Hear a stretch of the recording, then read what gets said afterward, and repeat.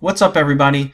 My name is Kevin Allen, aka the Fantasy Football Geek. I am the founder of DFS Army, and today we are going to take an early season look, and it is August 18th as I'm recording this, at the Fanduel quarterback position for the Week 1 main slate of the 2018 Daily Fantasy Football season.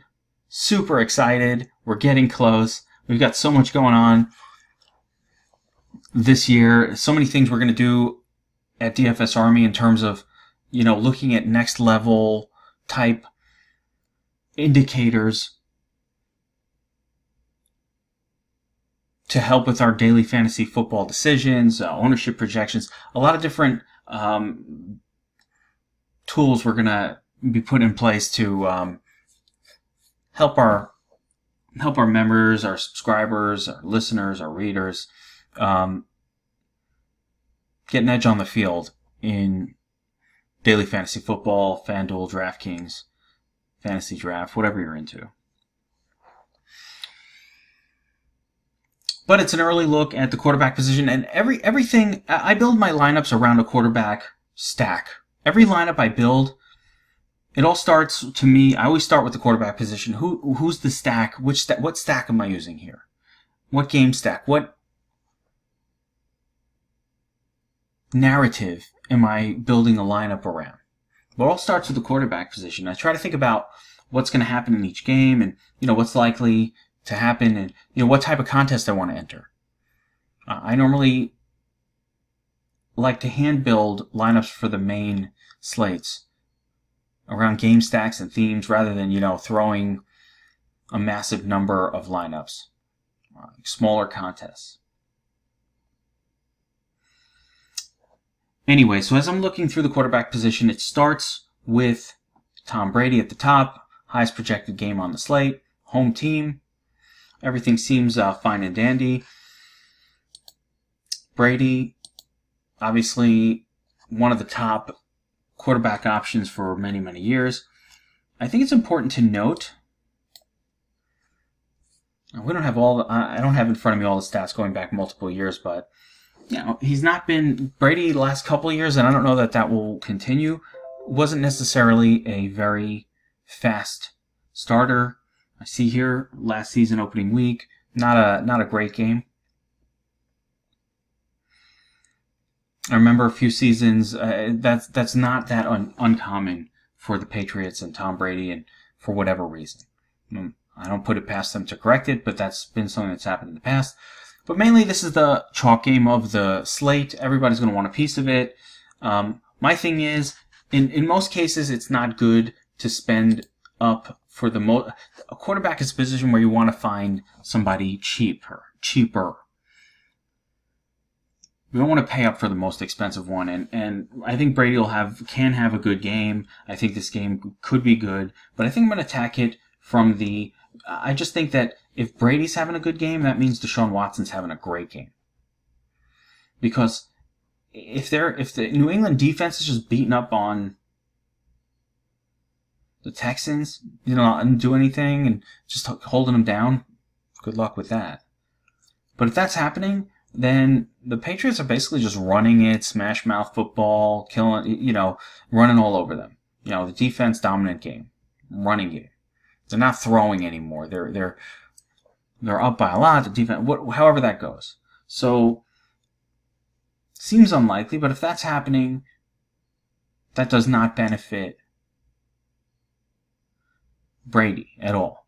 Well, what scenario does? If Houston is scoring, how are they scoring? Deshaun Watson's having a big game.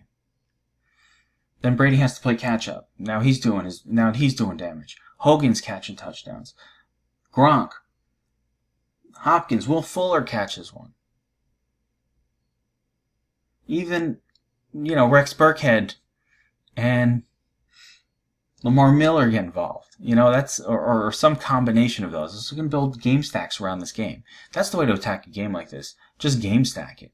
Because you want to maybe try to there'll be so many people just grabbing players from it. Like, everybody's going to have Hogan all over the place. Rex Burkhead right now looks like the #1 chalk running back of week 1. all this can change. Other things are going to happen. So that could change. But right now, that's what it looks like.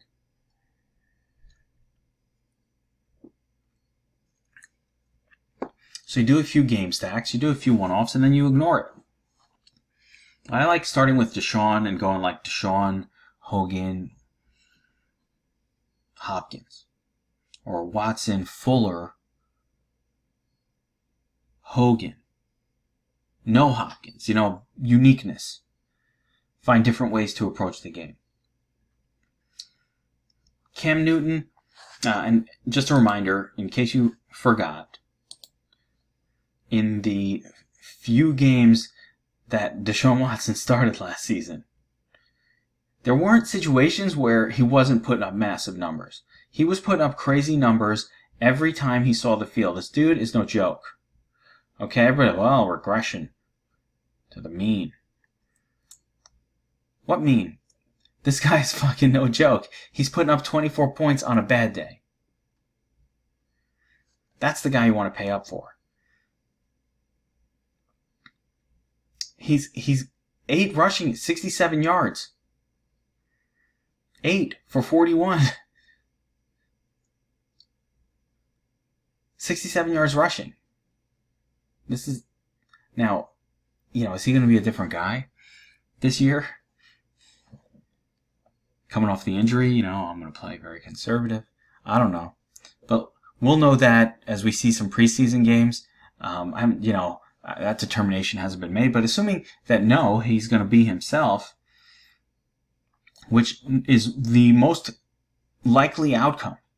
Players just kind of go back to doing what they like to do, what they're comfortable with. Then, we're talking about a guy with a floor of 23 points. Like, you're very happy with that, even at this price. 8, 16, 24. The ceiling is in the 30s. That's the guy you want. I like Breeze too. Breeze is in a great spot at home, Tampa. That's not really... The reason it's a great spot for Drew Brees is because he doesn't have Ingram on his team. So they don't have a smash mouth running back to take goal line carries into the end zone. So there's a pretty good chance that they're going to be throwing for touchdowns, be it throwing to Kamara or throwing to one of these other guys, Michael Thomas. The crazy thing is there aren't that many other guys after that. It's just Michael Thomas and Kamara. At least right now. I'm not even sure who the second wide receiver is going to be at this moment. It's not clear. Could be, there's a rookie. The wide receiver from the Bears is on that team.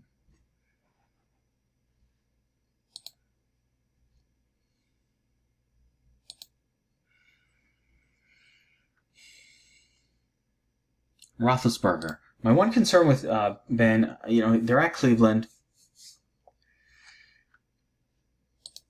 Man, if they didn't open the season last year at Cleveland also and he put up a dud, right?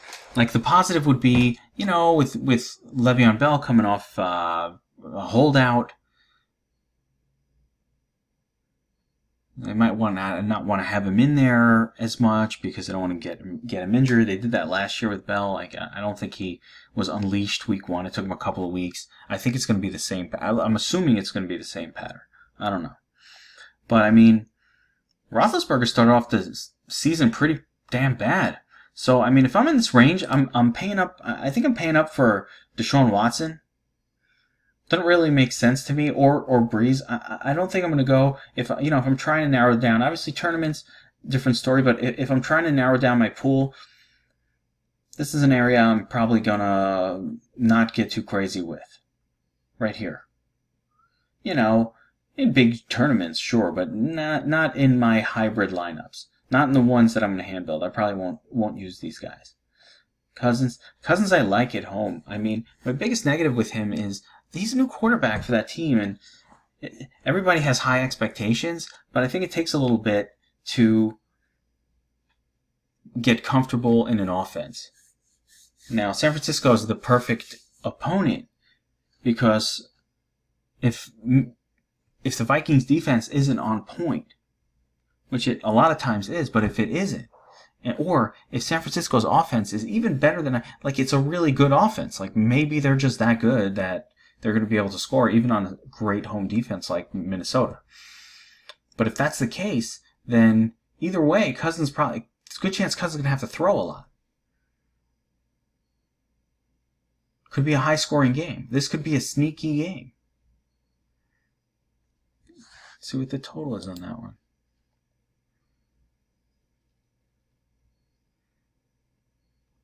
I mean, it's one of the, it's not a, it's on the higher side for the slate at 46.5 right now.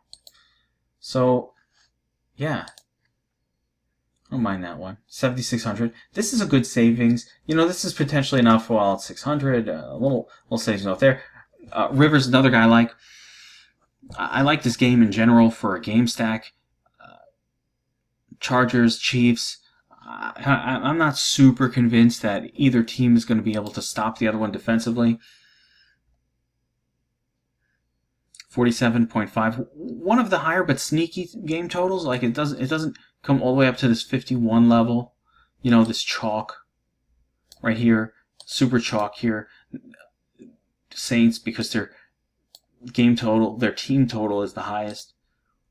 This game just in general looks like a crazy chalky shootout type situation.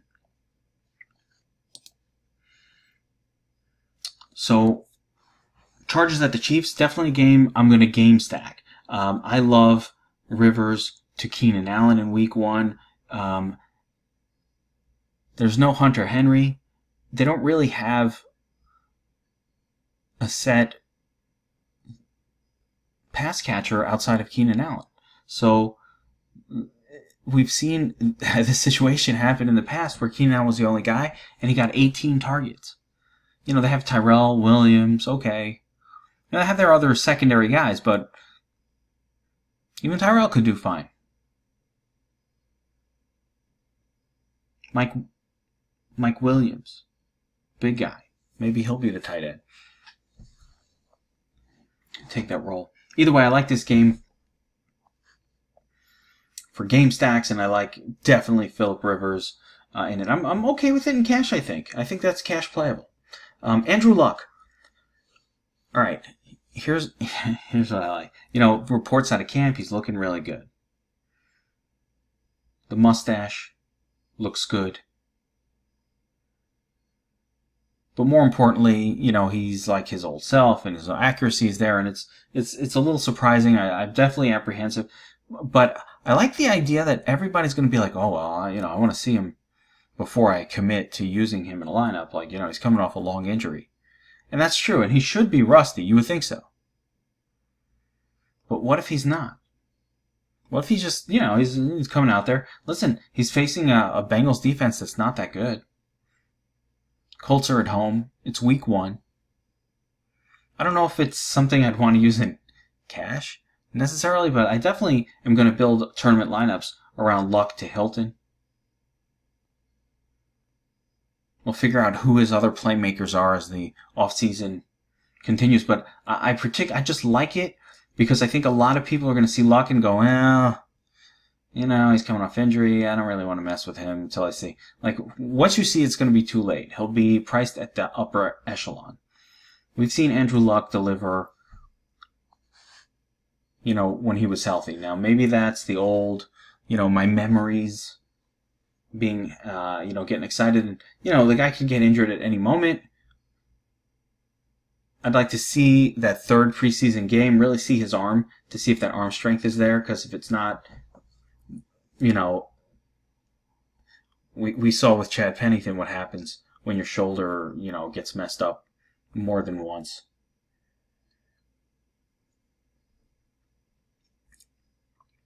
Marcus Mariota, no reason not to play that game. I think people are going to overlook it, which again makes me interested in the game. It could be a crap game. Neither one of these teams I don't think is going to be, you know, in the upper tier of anything. 45.5. I think this game will be completely overlooked. 45.5 point total. Marcus Mariota, new regime. I like that. I think it could be sneaky. Garoppolo at Minnesota. Not for the faint of heart. You don't want to be messing around at Minnesota. So this is a tournament-only kind of situation. Same thing here. At Carolina, not like a place where people go to put up lots of fantasy points. I don't like that at all. Alex Smith, okay. Okay, I can get on board with this one. You want to know why? Who's their running back? No one. Fat Rob. So, again, if the Redskins are going to score, Alex Smith is going to be throwing for those touchdowns. Those are the safer situations for me. I want him throwing for the tutties. Alex Smith does it with his legs. You don't remember that this guy has 70-yard... Alright, why do I remember it? Because it was against the Jets. I'm like, watching the Jets game, you watch this guy, you're like, what is this? Michael Vick? What the hell is going on here? 70 yards. 56 yards. A touchdown. Now, listen, this isn't Deshaun Watson numbers. But he usually gets you 30 yards, 40 yards, 4 points. Now, on Kansas City, they played a more conservative offense. There was a rushing game. Or they would get a lead and they would hold it with the rushing game. And Andy Reid was a very conservative. This is the Redskins. They're not getting leads. They don't have anybody. Chris Thompson is the best running back on the team. He only takes passes. So if they're going to stay in this game at all, Alex Smith's going to have to throw for at least 2 touchdowns. Now, we've seen this guy can throw for 2 touchdowns and still only score 20 points. So, let's not go crazy, but he can run it. He does. It's possible. I think that they'll be more aggressive with the pass. You'll get that 300 yards, couple touchdowns, and I think it's reasonable to think that Smith. I mean, the big negative here is they're on the road. I'd like it much more if he was at home. But nonetheless, I think he can have a good game. I'm not sure, and I'm not fully convinced that Arizona has a great defense. Dalton, not a guy I'm going to be interested in most weeks. He's a lot cheaper over on DraftKings.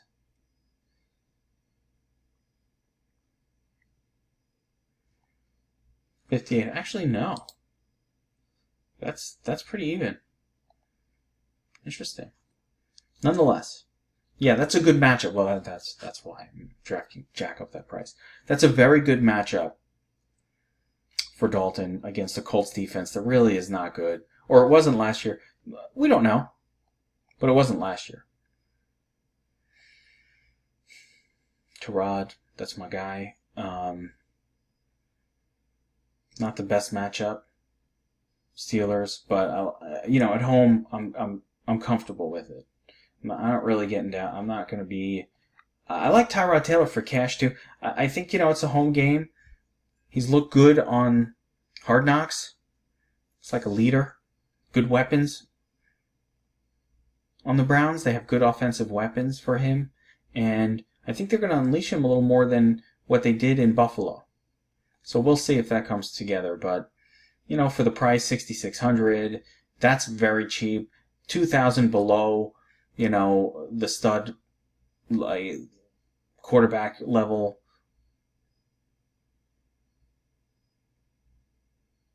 That's some serious savings. Here's a guy not a lot of people are going to play. If you want a low-owned tournament play, Case Keenum is interesting. Seattle, you always look at the name Seattle and you think, oh, it's a good defense. But Seattle's a good defense at home, or it was, but they lost a lot of their playmakers. A lot of the secondary is gone, Richard Sherman. So I don't think this is the same, Seattle defense, and they're never that great on the road. So I definitely, my biggest apprehension with Case Keenum is, again, a new team. It takes a little bit of time to get in the swing of things with your teammates and an offense. I think it takes time. It's unlikely that a quarterback with new wide receivers on a new team, it's not super likely, but we've seen it happen where they were successful fast, like Garoppolo with San Francisco. But normally it takes a little bit of time to get in sync with your wide receivers. So, but I actually think Seattle's like not a good defense. So I don't mind Case Keenum. I'm definitely going to have a lineup or two with this guy as a hybrid lineup. I'm going to stack him with Demaryius Thomas or Emmanuel Sanders. That's the other good thing about Denver is you don't really have a tight end there that's going to vulture touchdowns. I like that from the wide receiver point of view. So that it also makes it easier to stack the quarterback because you have fewer options to stack him with. Manning at home, no, I don't think so. Very low, if anything. Jags are a good defense. No, not many people will be on it. This is like one of my theories is if I use Odell Beckham, I'm gonna put Eli in there, just because if Odell's putting up a number big enough to justify his salary, Eli probably had a good game. Now it's not a definite. I mean, we've seen with the Giants that the reason that theory works normally is because somebody other than that receiver that you have should have gotten some statistics. But if it's only Odell and no one else does anything, then that theorem doesn't work out.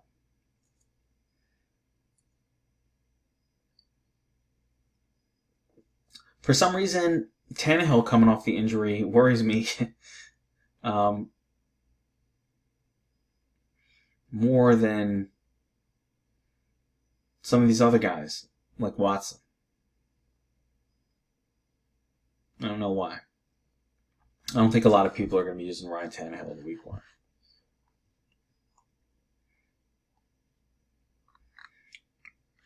And that's it. So that's basically a look at the quarterback position on FanDuel, some of these salaries. You know, going back over it, I think there are some good low-cost cash options. Tyrod.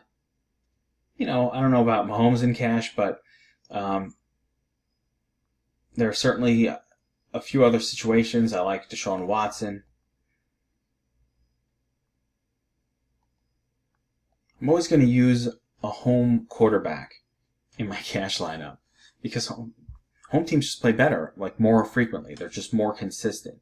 So if you make it a rule that you only use a home quarterback, that's a good rule to make. I mean, it will over time be beneficial.